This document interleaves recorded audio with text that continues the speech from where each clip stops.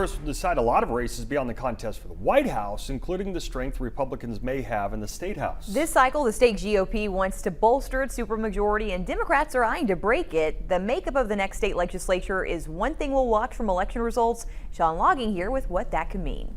Mike, Rachel, Republicans have maintained a supermajority for years in the Kansas House and Senate, and it's made it easier for them to pass bills with a Democrat as governor as the GOP hold enough seats to meet the threshold to override a veto, and we've seen that happen these last few years.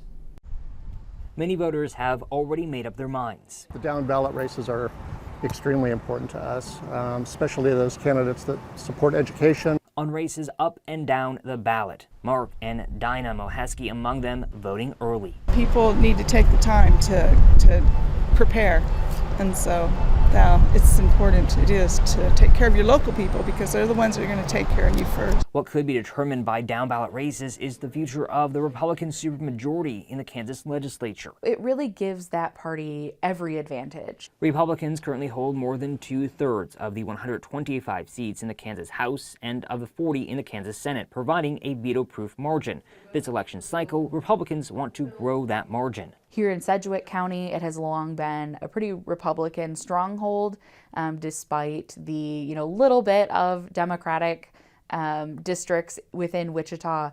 And so focusing here in this area as well is going to be really important for the Republican Party. Democrats' efforts are to break the supermajority, needing to pick up 2 seats in the House and 3 in the Senate. Dr. Alexandra Middlewood, an associate professor and political science department chair at Wichita State, says Johnson County will be key. They have the ability to flip some of those seats. And really, this is all going to come down to a margins game, essentially. So any little bit of shift at the margins of voter turnout can either benefit or hinder. That supermajority could determine what policy efforts Republicans can pass through if vetoed by Governor Laura Kelly, and what Governor Kelly can accomplish in her final 2 years. And on those margins, we've seen in previous election cycles where a few dozen or a few hundred votes can decide these races. Also, we already know the results of a handful of these seats, as only one candidate is running. That includes 49 House seats and 8 Senate seats, which is actually less than previous election cycles.